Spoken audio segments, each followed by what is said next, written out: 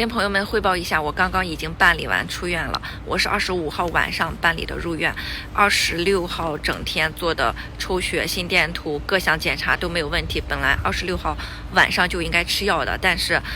就是一直下定不了决心，所以在医院里面待了3天。我现在在等着明宝爹来接我。从查出怀孕，明宝爹的意思就是只要孩子来了就得留下。但是我可能就想的比较多，一直非常的纠结，非常的犹豫，因为大家也都知道，明宝爹他在明宝在跟我之前还有一个孩子，也是一个男孩，已经23岁了。就对明宝爹而言，他有2个儿子了，就完全没有必要再生一个。对于我来说，有明宝一个，我也觉得很知足了，也没有必要说非得再多要一个孩子。而且我们启程2.0，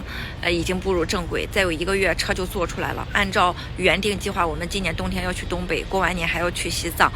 但是因为这个孩子的到来，可能很多计划都没有办法去实施。更重要的是，现在养孩子，它并不像以前，你只是把它喂饱、穿暖就够了。我们不是什么大富大贵的家庭，就明宝一个，压力也是有的，就是尽自己最大的能力给明宝提供更好的一些条件。但是再来一个的话，会势必分担我们的精力，就是对明宝的照顾会少。就比如说明宝喜欢学围棋，1年学围棋的他一个人是1万，如果2个孩子那就是2万，所有的开支都是双份，就是压力会很大。而且我今年都已经32岁了，甭管是从精力上还是时间上还是体力上，都不如年轻的时候，不可能再像20几岁有那么大的拼劲和闯劲，再去重新轰轰烈烈的去干一番事业。孩子20岁的时候，我就已经52岁了，就这半辈子都已经过完了。尤其是想到明宝爹今年快50了，孩子20的时候他都70了，我想想真的是很可怕，我没有勇气去面对这一切。而且我们家里也没有人能帮我带孩子。当时明宝小的时候，明宝爹在外面忙的时候，就都是我一个人。明年明宝就要上小学1年级了，我很难想象我自己如何去应付这个1拖2的日子。但是明宝和明宝爹又都特别想要，尤其是明宝特别想要一个弟弟妹妹。其实在1-2个月的时候，我就去想要去流掉，就明宝哭着闹着不让我去留，然后还跟我说，妈妈，你生一个弟弟妹妹会培养我的责任感。然后我前段时间不是孕吐很难受嘛，就明宝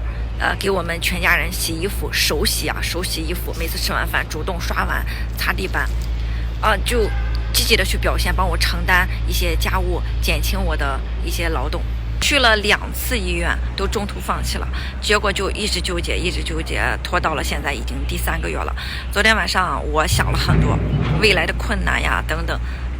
都在理智告诉我一定不能要，但是他已经3个月了，就是我能感受到他的存在。本来我就想好了，今天早上一睁开眼直接把药吃掉，但是就下不了那个决心，就不舍得，想想就算了，既来之则安之，就把他留下嘛。多了一个孩子就多了一份责任，接下来就得更加努力的去工作赚钱养孩子了。